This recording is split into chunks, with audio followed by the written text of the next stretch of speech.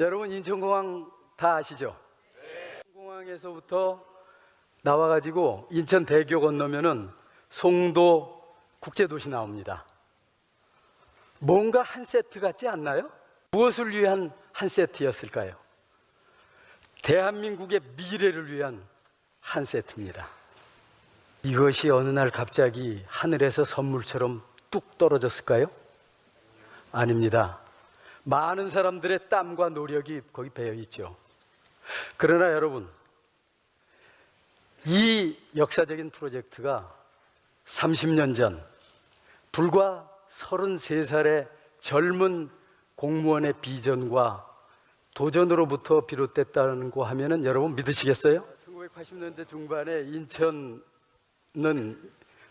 굉장히 위기였습니다. 수도권 정비법 때문에 아무것도 할 수가 없는 위기의 시기였어요. 그 위기를 벗어나게 할 책임이 젊은 도시계획국장한테 있었습니다. 그렇게 생각했죠. 국제 비즈니스 서비스 산업을 일으키는 거였습니다. 서비스 산업을 어떻게 일으킬 수 있을까? 환경과 기술이 결합된 그런 도시를 인천 앞바다를 매립해서 송도 신도시라고 하는 백지를 만들어서 거기에 건설하자. 그리고 그 미래 도시를 세계와 연결하는 국제 허브 공항을 만들자. 신도시, 국제공항. 말 안 되는 소리였습니다. 송도 신도시. 바다를 매립해서 만들어야 했는데 그 당시는 수도권 억제 정책이 정말로 파워가 셌을 때입니다. 그런데 그 수도권 억제 정책의 대상 지역에서 신도시를 만든다. 그것도 바다를 매립해서. 두 번째, 수도권 신공항입니다. 수도권 신공항은 이미 갖은 우여곡절을 거쳐서 청주로 결정이 되고 땅을 사고 있을 때입니다. 교통부에서 펄펄 뛰었죠. 세 번째, 이 프로젝트의 주 무대가 되는 영종도, 용유도, 무의도, 이것은 경기도 땅이었습니다. 이 프로젝트의 정말 큰 위기는 1997년 IMF 때 옵니다. 인천은 파산의 위기에 처하고 아무도 땅을 사려고 하지 않았습니다. 저는 발상을 전환해서 해외로 눈을 돌렸습니다. 천신만고 끝에 미국의 게일사를 잡아서 1년여 협상을 합니다. 저는 게일 회장에게 땅을 사라고 하지 않았습니다. 미래 도시의 비전을 사라고 했습니다. 2002년 2월 뉴욕에서 있은 마지막 협상에서 저는 건곤일척의 승부수를 던집니다. 경제특구를 만들어줄게.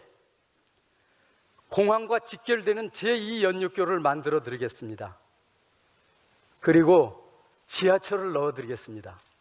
그러나 문제는 이들 중에 아무것도 가능성이라고는 없는 것이 문제였죠. 옳은 비전을 꿈꾸십시오.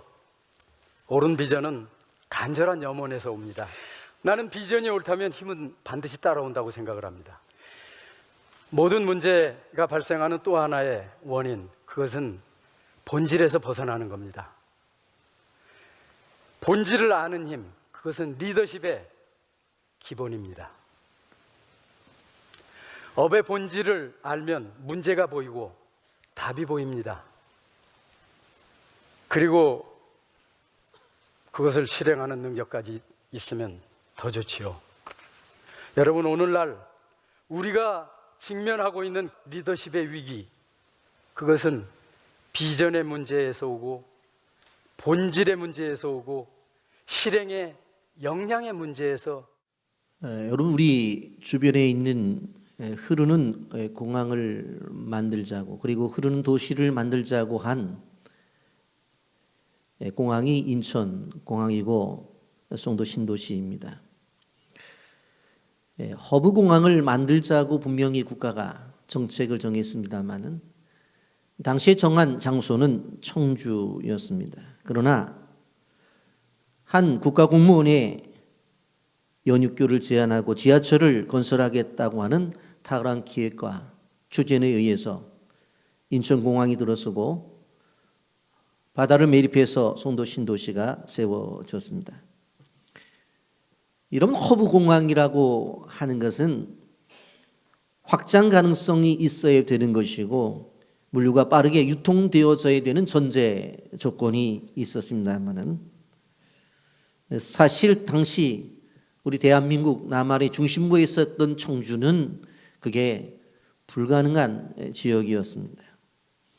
그러나 생각의 전환을 바꾼 한 공무원에 의해서 인천공항이 세워졌고 지금 우리는 세계적인 공항이라고 하는 것을 누구나 다 알고 있습니다. 여러분, 흐르는 공항이라고 하는 것은 비행기를 갈아탈 수 있는 경유지로서 최고의 위치가 되어져야 되는데 오늘 인천공항은 세계 공항 속에서 갈아탈 수 있는 경유지로서 인정을 받고 있다고 하는 것입니다.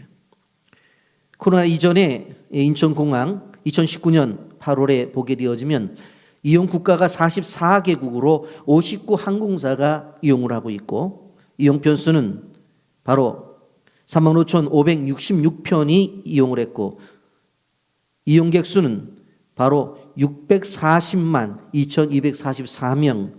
그리고 중요한 것은 이 인천공항에서 비행기를 갈아타는 바로 환승객들이 무려 82만 7,267명이나 그곳에서 비행기를 갈아탄다고 하는 것입니다. 그래서 우리나라에 무려 2조 6,367억을 바로 이렇게 벌어들이는 흑자를 내는 그러한 공항으로 세워졌다고 하는 것입니다. 여러분, 이렇게 이 대한민국에 우리가 또 가까이 있는 인천공항이 이렇게 인정을 받는 것이 왜 그래요? 흐르는 공항이라는 거예요. 갈아타기에 너무나 좋은 그러한 위치에 있다고 하는 것입니다. 여러분, 우리가 믿는 기독교는 하나님이 흐르는 종교로 말씀을 했습니다. 더 나아가서 흘러 넘치는 종교가 되라고 말씀했습니다. 여러분, 요한복음 7장 38절에 이렇게 말합니다. 나를 믿는 자는 성경의 이름과 같이 그 배에서 생수의 강이 흘러나리라. 흐르는 정도가 아니라 흘러서 넘치는 그러한 하나님을 믿는 믿음의 삶을 살라고 요구하고 있다고 하는 것입니다. 여러분, 우리는 기억해야 돼요. 구약에서 신약으로 흘러야 돼요. 유대인들은 이방인을 향해서 흘러가기를 하나님 끊임없이 원하셨습니다. 이 땅에서 열방으로 흘러나가야 돼. 그것이 선교예요. 보수에서 진보로, 진보에서 보수로, 그리고 여당에서 야당으로, 야당에서 여당으로 오고 가야 돼요. 그런데 문제는 안 되잖아요. 여러분, 피가 흐르지 않으면 동맥경화라고 하는 병에 걸리게 되어집니다. 그러다가 나중에 피가 더 흐르지 않고 마비가 되어지면 소위 중풍에 걸려 몸을 움직일 수 없는 환자가 되어지고 마는 것입니다. 여러분, 오늘 우리는 이 본문을 통해서 우리에게 하나님께서 주시고자 원하시는 요구가 무엇인가를 좀 듣고 흐르는 성도요, 흐르는 교회, 흘러넘치는 교회가 되기를 예수님의 이름으로 축복합니다. 오늘 본문의 배경은 이렇습니다. 예수님께서 처음에 초막절이 되었을 때 형제들이 올라가십시다. 그리고 이 시골 동네에서 하지 말고 저 예루살렘에 올라가서 말씀도 전하시고 또 치료도 하십시다 했을 때 거절했다고 했죠. 그런데 이 명절 중간 지점 돼서 올라가셨어요. 그리고 가르치신 거예요. 그런데 오늘 성경에 보면 명절의 끝날, 곧 큰 날이라고 그렇게 말을 해요. 여러분, 초막절의 마지막 날을 의미합니다. 여러분, 알다시피 초막절은 이스라엘 백성들이 초막을 지고 그 안에서 생활을 해요. 광야 시대를 기억하며 생활하는 거예요. 그들을 어떻게 하나님이 인도하셨는지에 대해서 기억하면서 삶으로 고백하는 거예요. 아, 우리가 그렇지 구름 기둥과 불 기둥으로 인도하셨지. 만나와 메추가라기를 우리에게 주셔서 먹었지. 그리고 반석에서 생수를 마셨잖아 하면서 그들은 초막을 짓고 그 속에서 부족함이 없이 채워주셨던 하나님을 경험하는 것이 초막절이에요. 그런데 초막절을 시작하게 되어질 때에 이스라엘 백성들이 암송하는 성경 구절이 있습니다. 스가랴 14장 8절입니다. 다 같이 함께 읽어봅니다. 시작. 그날에 생수가 예루살렘에서 솟아나서 절반은 동해로 절반은 서해로 흐를 것이라. 여름에도 겨울에도 그러하리라. 이스라엘 민족이 40년 동안 구름 기둥과 불 기둥으로 인도를 했어요. 그러니 봄, 가을, 여름을, 겨울을 얼마나 지냈어요? 40년을 지냈단 말이에요. 그 많은 사람들이 움직였을 때 그들은 그 고백을 하는 거예요. 하나님께서 그들에게 주신 것이 동쪽으로 서쪽으로 남쪽으로 북쪽으로 봄, 여름, 가을, 겨울을 할 것 없이 끊임없이 공급해 주셨다는 것을 초막절을 시작하면서 온 백성들이 암송을 해요. 그리고 그 초막절의 행사 가운데서 어떤 행사가 있습니까? 제사장과 이스라엘 백성들이 길게 늘어서서 바로 10km나 되어지는 실로암에 가서 물을 길어다가 하나님의 제단에 물을 붓는 행사를 하게 되어집니다. 그런데 그 일을 행하게 되어질 때에 제사장들은 그 그릇을 순금 항아리를 사용하게 되어지는데 거기에 물을 담아서 제단에 물을 붓습니다. 그때에 부르는 노래가 이사야서 12장 3절의 말씀입니다. 다 같이 함께 읽어봅니다. 시작. 그러므로 너희가 기쁨으로 구원의 우물들에서 물을 기르리로다. 이스라엘 백성들은 그런 생각을 했어요. 단순히 구름 기둥과 불 기둥의 인도, 아침에 나가면 만나를 먹게 하는 것, 그리고 반석에서 생수를 주신 것은 나의 먹고 마시는 삶의 문제가 아니라 옷이 헤어지지 아니하고 신발이 헤어지지 않은 이 사건은 우리의 인생에 있어서, 이 민족에 있어서 구원의 사건이라는 거예요. 단순한 것이 아니라는 거예요. 그래서 그들은 이사야 12장 3절에 나타난 구원의 노래를 불렀던 것입니다. 여러분, 저도 시골에서 자랐습니다만은 그냥 시냇물 떠다 먹었어요. 네? 그래서 제가 기회가 있어서 오래전에 한번 제가 자랐던 고향에 가봐서 그 샘물이 퐁퐁퐁퐁 나오던, 그래서 물을 떠던 기억이 나서 한번 가봤어요. 그랬더니 지금은 샘물이 아니라 식용창이 됐더라고요. 근데 이스라엘 백성들 하나님이 주신 물을 마셨잖아요. 여러분, 세계에서 가장 비싼 물 영상으로 한번 보세요. 세계에서 딱 세 병만 만들었대요. 그게 아우름 79라고 하는 그러한 물인데, 자세히 설명 안 드릴게요. 가격만 말씀드릴게요. 한 병에 10억 원이랍니다. 별로 놀라지도 않으시네. 예? 여러분, 육신의 갈증을 느끼는 그것을 해결하는 물도 10억짜리가 있는데 우리 영혼을 해결하는 생수는 얼마나 가치가 높겠어요. 그런데 그건 돈으로 따질 수가 없어요. 왜? 예수님만이 해 주실 수 있는 것이기 때문에 그렇습니다. 여러분, 오늘날 우리의 시대를 살아갈 때에 우리를 향해서 뭐라고 말해요? 목마른 인생이라고 그렇게 말을 하고 있습니다.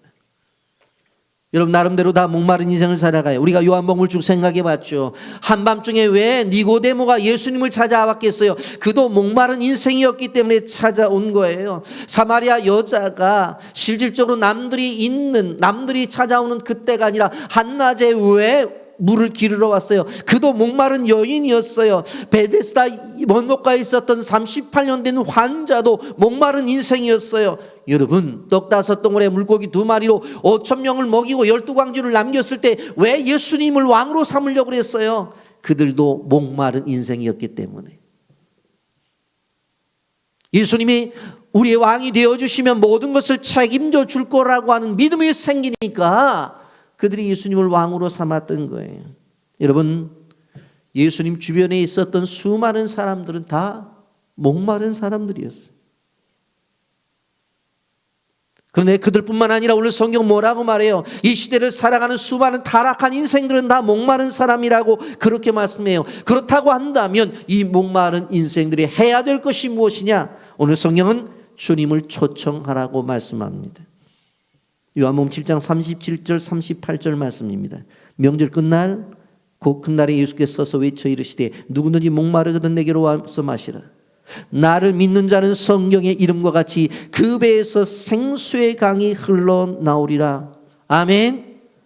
아멘입니다. 여러분, 우리는 이 본문을 보면서 좀 연상할 필요가 있어요. 초막절에 실질적으로 이제 중간 지점에 지나가게 되어질 때에 이스라엘 백성들이 어떻게 됐다고 그랬어요? 제사장들 중심으로 해서 실로암에 가서 물을 길어 갖고 온다고 그랬잖아요. 그래서 그 물을 제사장들이 제단에 부으면서 구원의 노래를 부를 때 그 현장 속에서 예수님이 뭐라고 말씀하신 거예요? 누구든지 목마르거든 내게로 와서 마시라고 그러는 거예요. 너희들이 물을 깃고 있어? 그리고 그 오랜 선조들이 생수에서 그 반석에서 물을 마셨던 것을 기억하면서 그 먼 거리에서 물을 길어다 붓고 있어. 그 현장 속에서 그 사람들을 향해서 예수님이 뭐라고 말을 해요? 누구든지 목마르거든 내게로 와서 마시라고 외치고 계신 거예요. 여러분, 예수님은 항상 찬스를 놓치지 아니하세요. 그래서 씨 뿌리는 비유도 마찬가지고 또 물고기 잡는 어부들을 향해서도 비유를 통해서 말씀하시잖아요. 여러분, 예수님 뭘 봤어요? 이제 이 초막절 절기가 지나면 예루살렘을 떠나서 다 고향으로 돌아갈 거예요. 다 고향으로 돌아갈 거예요. 그들은 지금 이 초막절 절기에 종교 예식을 성실하게 행했어요. 그런데 예수님은 아셨어요. 이렇게 종교 예식을 성실하게 행했다고 해서 그들의 공허한 마음을 채워줄 수가 없다는 걸 아셨어요. 여러분, 우리가 이렇게 예배를 드립니다마는 예배가 형식이 되어져서는 안 된다고 하는 것, 여러분 아무리 성경 찬송을 가지고 와서 이 코로나 시대 그래도 교회 가서 예배를 드려야 되지 하고 와서 예배를 드리고 간다 할지라도 여러분들 형식적인 예배가 되어로 끝나게 되어진다고 한다면 끊임없이 허무함 그대로 있어요. 이 예배를 통해서 은혜를 받아야 된다는 것, 이 예배를 통해서 하나님을 만나야 된다는 것, 그래서 제가 예배를 드리면서 눈 감고 예배 드리는 분을 주위에 봐요. 저는 떠야 될 텐데 하고. 왜? 은혜 받지 못하면 올 때 공허한 마음 가지고 와서 갈 때도 또 공허한 마음 가지고 가는 거예요. 예수님 그걸 보신 거예요. 이런 종교 예식을 행하면 뭐해? 열심히 10km나 되는 그곳에 가서 물을 길어다가 부으면 뭐하냐고요. 하나님을 만나지 못하면 또 그들은 공허한 마음으로 가고 다음 절기 때 공허한 마음을 가지고 채우기 위해서 올 텐데 끊임없이 그 일을 반복할 거라는 것을 예수님은 아셨어요. 왜 그래요? 하나님께서 보내주신 그 하나님의 아들을 보고도 깨닫지 못하잖아요. 그렇게 메시지를 전해도 금성을 듣지를 못하잖아요. 근데 예수님께서 뭐라고 말했어요? 누구든지 목마르거든 내게로 와서 마시라고 그랬어요. 여러분, 영혼의 목마름이라는 것은 율법에 기록된 의식을 행한다고 해서 오는 것이 아니에요. 영혼의 목마름이라고 하는 것은 바로 예수 그리스도를 통해서 우리에게 오신 그분이 주시는 것을 통해서 가능한 거예요. 여러분, 스페인 사람들이 남미를 점령할 때 한 이야기입니다. 배를 띄우고 이제 아마존을 향해서 이제 남미를 점령하기 위해서 나가게 되어지는데 오랜 시간이 걸렸어요.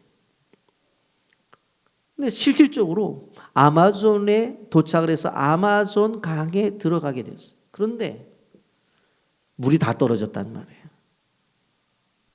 그래서 마실 물이 없어서 사람들이 죽어나가게 된 거예요. 근데 이 사람들은 무슨 생각을 했어요? 강이 한우 넓다 보니까 이게 강이라고 생각하지 않고 뭐라고 생각했어요? 그 많은 물이 먹을 수 없는 짠물이라고 생각한 거예요. 그래서 물을 떠마시지 못하고 죽어간 거예요. 여러분 우리 성경에도 보면 갈릴리 바다라고도 바다가 아니에요. 사실은 그게 민물이지. 그래서 어떤 때는 게네사렛 호수라고도 말을 하잖아요. 어떤 데는 호수고 어떤 때는 바다라고 말해. 넓어서 그런 거예요. 그러니까 이 사람들도 이게 아마존 강이라고 생각한 게 아니에요. 바다라고 생각했지. 그러니까 그 물이 많은 곳에서 물을 떠먹지 못하고 죽어간 거예요. 여러분 우리에게 주어진 생수가 있어요. 그런데 그 생수를 마시지 않아서 죽어가는 사람들이 너무나 많아요. 여러분 우리가 이미 생각해 보았습니다마는 요한복음 4장에서 수가성 여인에게 예수님께서 뭐라고 말씀하셨어요? 요한복음 4장 14절에서 내가 주는 물을 마시는 자는 영원히 목마르지 아니하리니 내가 주는 물은 그 속에서 영생하도록 솟아나는 샘물이 되리라. 끊어지지 않는 솟아나는 샘물이 예수 그리스도라고 말씀했어요. 예수님께서 물에 대해서 다시 한번 반복해서 말씀하신 거예요. 그렇다고 해서 이 물을 얻기 위해서 비싼 대가를 지불할 필요가 없어요. 여러분 그냥 그 예수님 영접하기만 되면 되는 거예요. 오늘 우리가 이 성경을 보면서 꼭 기억해야 될 것이 뭐냐면 하나님의 복을 받으려고 한다면 영혼의 갈증을 느껴야 돼요. 그래야지만 그 주님을 소원하는 거예요. 그리고 그 주님이 오게 되었을 때 우리가 행복을 느끼는 거예요. 여러분 아담과 하와도 에덴 동산에서 행복한 삶을 살았어요. 부족함이 없는 삶을 살았어요. 그런데 불순종으로 인해서 하나님과 멀어지게 되었어요. 그때 하나님께서 찾아오셔서 그를 만나주시죠. 이것이 구원의 은혜요, 구원의 역사인 거예요. 끊임없이 하나님 우리와의 관계 속에서 죄인된 우리를 통해서 이루시고자 원하시는 것이 뭐냐면 구원의 역사예요. 아담과 하와가 죄를 지어 나무 밑에 뒤에 숨었지만 찾아와서 내가 어딨냐고 물으시잖아요. 그런데 아담과 하와가 뭐라고 말해요? 내가 두려워 숨었다. 왜 숨었냐? 말씀하신 대로 순종하지 않아서 숨었다. 무화과나무 잎으로 치마를 만들어 주면서 함께 하시려고 하잖아요. 우리가 생각해 보면 하나님의 사랑은 깊이와 높이와 길이와 너비를 측량할 수 없어요. 끊임없이 구원을 주시고자 하시는 거예요. 그래서 오늘도 어떻게 하고 있어요? 그들을 향해서 누구든지 목마르거든 내게로 오라고 초청을 해요. 그런데 성경을 보면 성부 하나님도 초청을 하고 성자 하나님 예수님도 초청하고 성령 하나님도 초청을 했어요. 성부 하나님이 초청을 합니다. 이사야 55장 1절 말씀에 이렇게 초청을 하죠. 오라 너희 목마른 자들아 물로 나오라. 돈 없는 자도 오라. 너희는 와서 사 먹되 돈 없이 값 없이 와서 포도주와 젖을 사라 그랬어. 재밌지 않아요? 돈 없어도 된대. 그런데 사긴 사야 된대. 무슨 뜻일까요? 분명히 사야 돼. 근데 돈은 필요 없대요. 그러면 이 거저 주는 건 아니란 얘기죠. 누군가가 대가를 지불한다는 이야기죠. 그게 누구가 대가를 지불해요? 예수님이. 여러분 예수님의 초대를 보세요. 우리가 잘 아는 마태복음 11장 28절 말씀에 수고하고 무거운 짐진 자들아 다 내게로 오라. 내가 너희를 쉬게 해주시겠다고 말씀하고 있습니다. 사는 게 너무 힘들어서 누가 누르지도 않았는데 눌려 있는 사람들을 향해서 내게로 오라고 그랬어요. 쉬게 해주시겠다고. 코로나19 시대 속에서 얼마나 힘이 듭니까? 주님이 주시는 쉼이 아니고는 견뎌낼 수가 없다고 하는 것입니다. 여러분 여기저기서 신음소리밖에 나지는 않아요. 이거는 백성들도 지도자들도 다 신음소리를 내고 있어요. 이때 이 문제 해결은 주님의 초청에 응하는 거예요. 성령님도 초대를 하십니다. 계시록 22장 17절 말씀에 이렇게 초대합니다. 성령과 신부가 말씀하시기를 오라 하시는도다. 듣는 자도 오라 할 것이요 목마른 자도 올 것이요 또 원하는 자들은 값없이 생명수를 받으리라. 성령이 말씀하셨어요. 오라고 했어요. 무엇을 주시겠다고? 생명수를 주시겠다고 말씀을 했습니다. 여러분 성령이 주시는 물은 생명을 살리는 물이에요. 성령이 주시는 물은 영혼을 살리는 물이에요. 죄로 찌든 영혼들을 죄를 사해 주시고 영원한 생명수로 주신다고 말씀하고 있습니다. 그래서 우리가 성령의 은혜를 사모하고 성령의 충만함을 사모하는 거예요. 여러분, 하나님이 초청을 하고 예수 그리스도가 초청을 하고 우리 성령님이 초청하는 그 초청에 대해서 모른다 하지 마시고 응함으로 말미암아 이 어려움을 잘 견뎌내가시기를 예수님의 이름으로 축복합니다. 자, 그런데 이 목마름의 요소를 해결할 때 예수님께서 이 한 절에서 세 가지의 방법을 가르쳐 주십니다. 7장 38절 말씀에 뭐라고 말해요? 나를 믿는 자는 성경의 이름과 같이 그 배에서 생수의 강이 흘러나리라.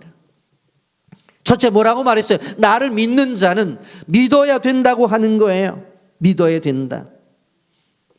여러분, 예수님을 믿는다고 하는 것은 단순한 지적인 동의만을 말하는 것이 아니라 지적으로 정적으로 의지가 동원되어지는 거예요. 한마디로 말하면 전인적인 신뢰를 이야기하는 것을 볼 수가 있습니다. 하나님의 은혜를 받는 조건 가운데서 변하지 않는 하나의 조건이 있습니다. 그것이 믿음이라고 하는 것입니다. 로마서 1장 17절 오직 의인은 믿음으로 말미암아 살리라고 말씀했습니다. 로마서 5장 1절 우리가 믿음으로 의롭다 하심을 얻었다고 말씀했습니다. 갈라디아서 3장 9절에 믿음으로 말미암는 자는 믿음이 있는 아브라함과 함께 복을 받는다고 말씀했습니다.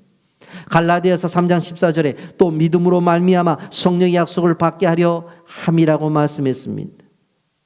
디모데후서 3장 15절에 믿음으로 말미암아 구원에 이르는 지혜가 있게 한다고 말씀했고 베드로전서 1장 5절에 너희는 말세에 나타나기로 예비하신 구원을 얻기 위하여 믿음으로 말미암아 하나님의 능력으로 보호하심을 받았다고 말씀했습니다.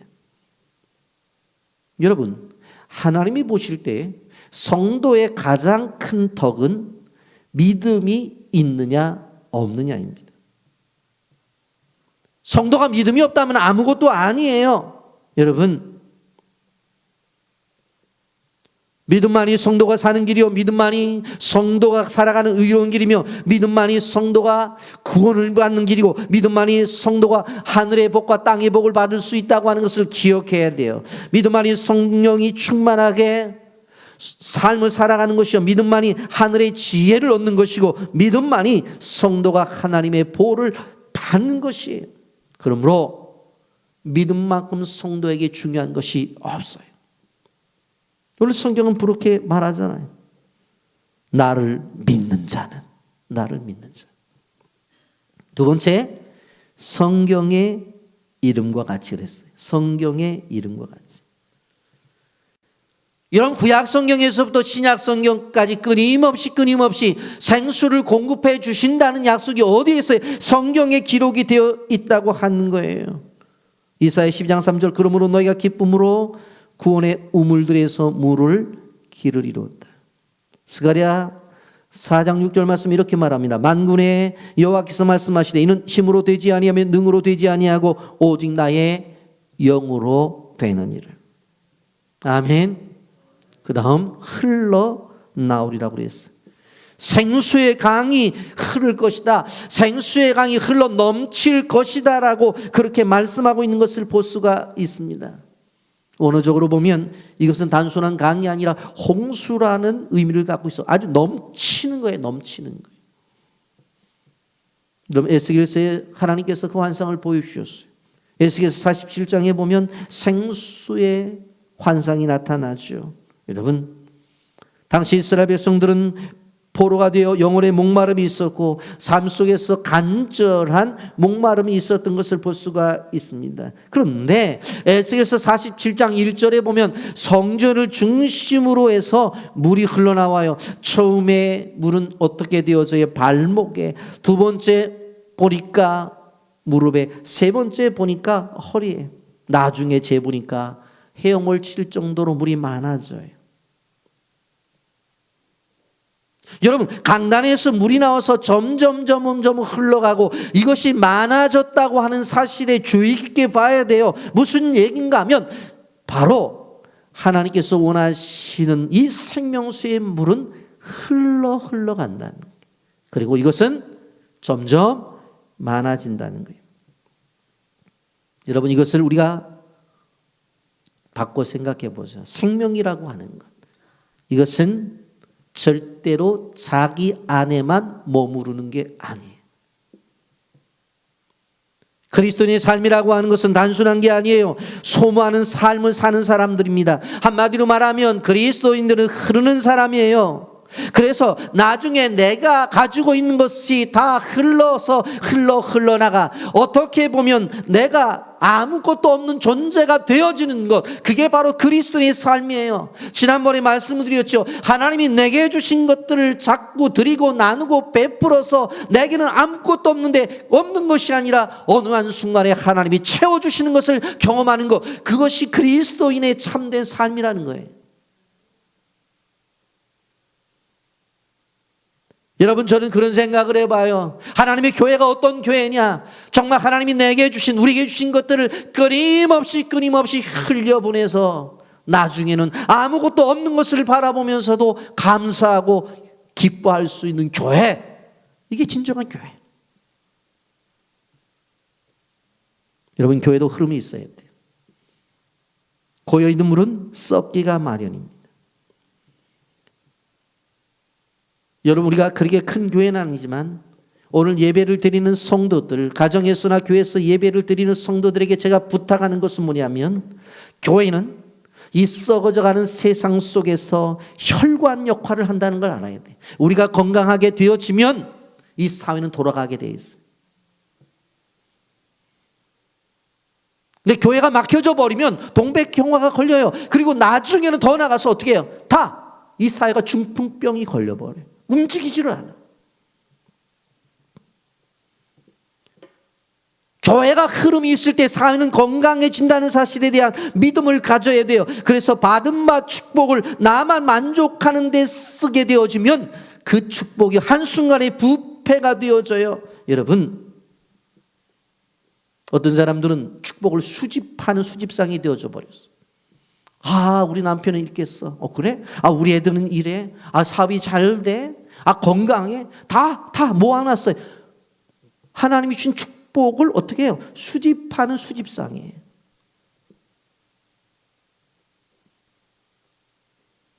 오늘 우리 사회가 무엇이 문제인 줄 아세요? 나라의 지도자들이라고 하는 국회의원 장관들이 통장을 보면 수십억씩 있어요. 집을 보면 수채씩 있어요. 그러니 이 사회가 안 되는 거예요. 더 답답한 거는 그 국회의원의 60%가 기독교인들이.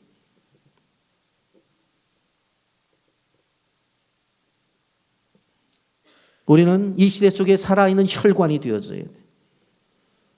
여러분, 돈도 내 안에서만 머물러 있어서는 안 돼요. 이곳에서부터 열방까지 흘러가야 돼요. 이것이 선교예요. 말씀도 흘러가야 돼요.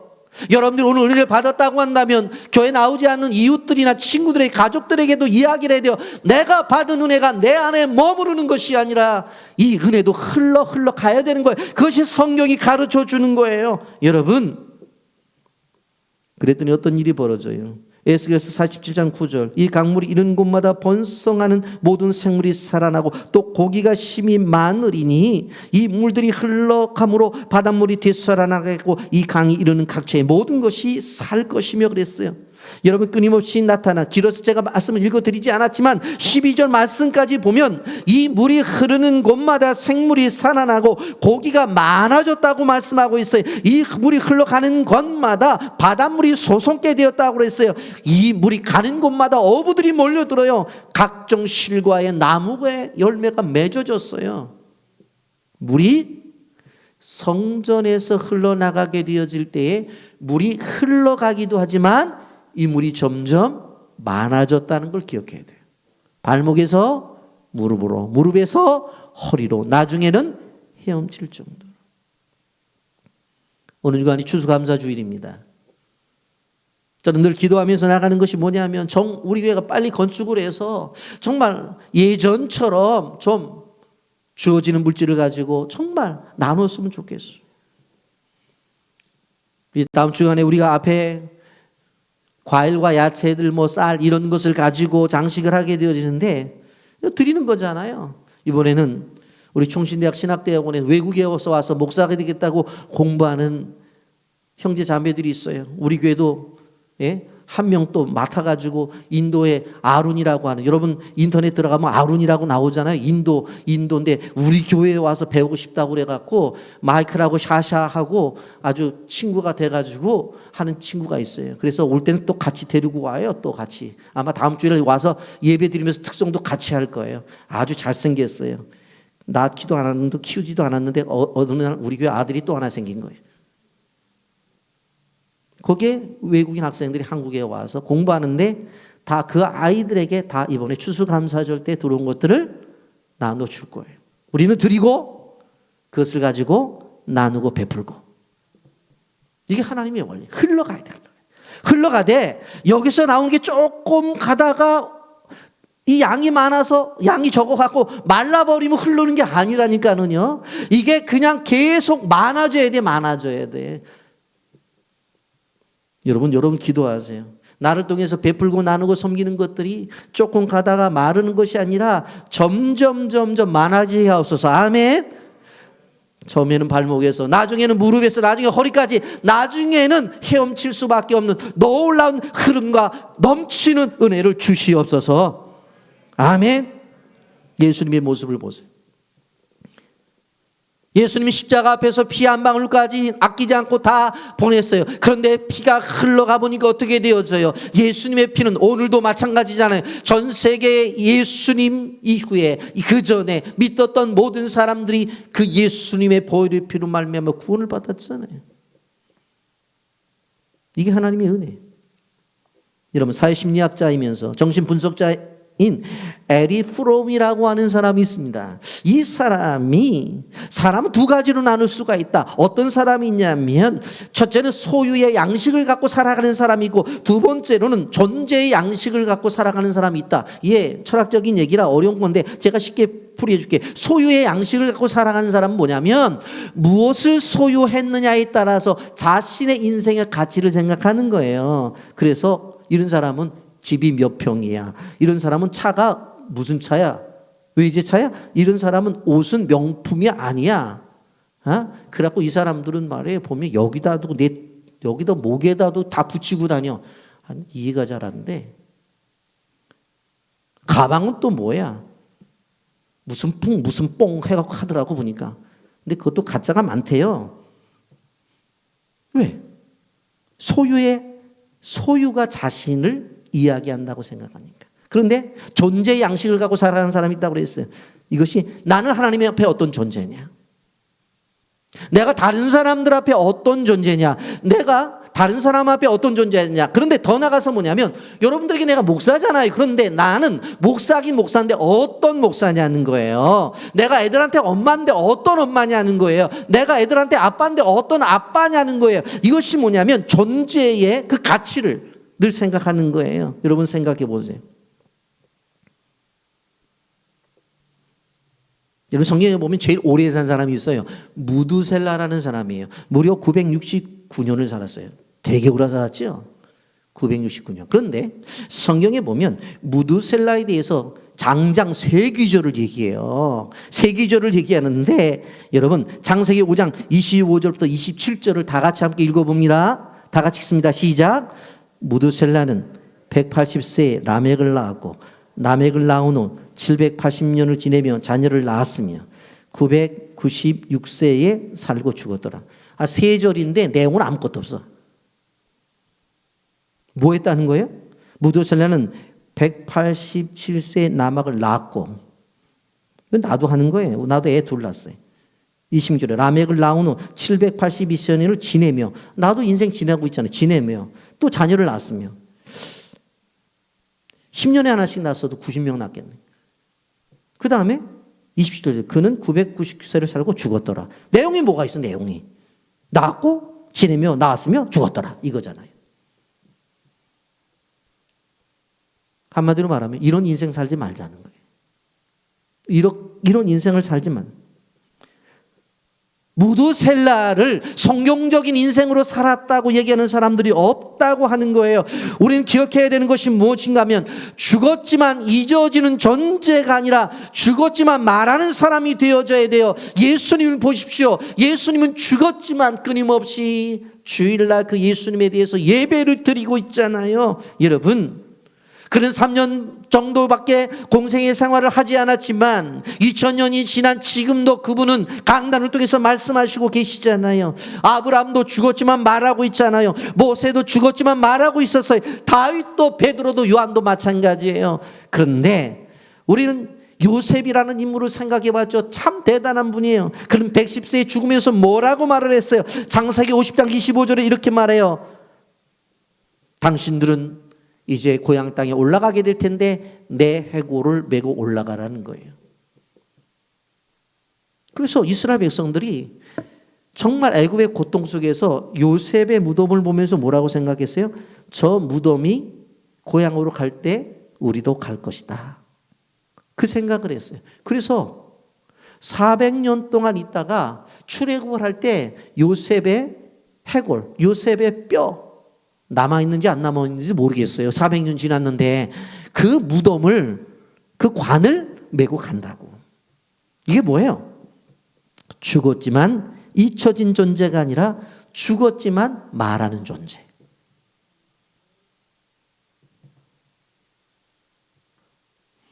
그래서 예수님이 그렇게 말씀하신 거예요. 누구든지 목마르거든 내게로 와서 마시라. 나를 믿는 자는 성령의 이름과 같이 그 배에서 생수의 강이 흘러나리라. 생명의 본질은 흐르는 데 있어요. 요한일서 2장 28절부터 32절까지 성령이 임하면 어떤 일이 벌어지는지를 여러분들 잘 보십시오. 그 후에 내가 내 영을 만민에게 부어주리니 너희 자녀들이 장래 일을 말할 것이며 너희는 늙은이는 꿈을 꾸며 너희 젊은이는 이상을 볼 것이며 그때 내가 또 내 영을 남종과 여종에게 부어줄 것이며 내가 이적을 하늘과 땅을 베푸리니 곧 피와 불과 연과 기둥이라. 여호와의 크고 두려운 날이 이르기 전에 해가 어두워지고 달이 피빛같이 변하는 이와 누구든지 여호와의 이름을 부르는 자는 구원을 얻으리니 이는 나 여호와의 말대로 시온산과 예루살렘에서 피할 자가 있을 것이며 남은 자 중에 나 여호와를 부름을 받을 것입니다. 여기에 전제가 뭐예요? 그 후에 내가 내 영을 만민에게 부어주리니 하나님의 성령이 임하니까 어떤 일이 벌어져요? 흐름의 역사가 일어나요. 흐름의 역사. 첫째, 시간의 흐름이 있어요. 오늘 성경 28절에 보면 장래일, 미래에 대한 비전에 대한 이야기를 하죠. 두 번째, 비전의 흐름이 있습니다. 여기 28절에 보면 무엇이 있습니까? 자녀들의 장래를 말할 것이요 너희 늙은이들 꿈을 꾸며 너희 젊은이들은 이상, 꿈과 이상을 이야기하죠. 세 번째, 세대 간의 흐름이 있습니다. 28절에 자녀, 늙은이, 젊은이라는 말이 나와요. 네 번째, 신물의 흐름이 있습니다. 남종과 여종이라는 말이 나오죠. 여섯 번째, 지역의 흐름이 있습니다. 시온과 산과 예루살렘이라는 말이 나와요. 일곱 번째, 영적인 흐름이 있어요. 여호와의 이름을 부르며 구원을 받는다고 했어요. 여러분, 성령의 은혜를 밖에 띄어지면 우리가 살아가는 세상 속에 수많은 흐름의 역사가 나타. 흐름의 역사가 흘러가요. 시간도 흐르고 비전도 흐르고 세대 간의 흐름도 있고 신물의 흐름도 있고 자연 세계 속의 흐름도 있고 지역의 흐름도 있고 영적인 흐름이 있어요. 이 흐름의 축복이 있기를 예수님의 이름으로 축복합니다. 말씀을 정리합니다. 여러분, 이 시대에 지난 10월 31일 날 무슨 일이 있었어요? 할로윈 축제가 있었어요. 도대체 이게 뭐냐? 이상한 탈을 쓰고 거리에 돌아다니면서 얼굴 가리고 나쁜 짓 하고 폼 잡는 거예요. 쉽게 말하면 이 세대가 그래요. 최근 연구 결과에 의하면 아이들이 휴대폰을 너무 함으로 말미암아 시간 낭비뿐만 아니라 정신적인 어려움도 찾아온다고 그렇게 말을 하죠. 이럴 때 우리는 어떻게 해야 돼요? 거룩한 물을 마시는데 열정을 다해야 돼요. 주님의 초청에 응해야 되는 거예요. 누구든지 목마르거든 내게로 와서 마시라고 하는 초청에 예, 아멘하고 초청에 응해서 하나님 주시는 영생의 축복과 삶 속에서 흘러넘치는 은혜가 여러분의 삶에 나타나기를 예수님의 이름으로 축복합니다. 아멘.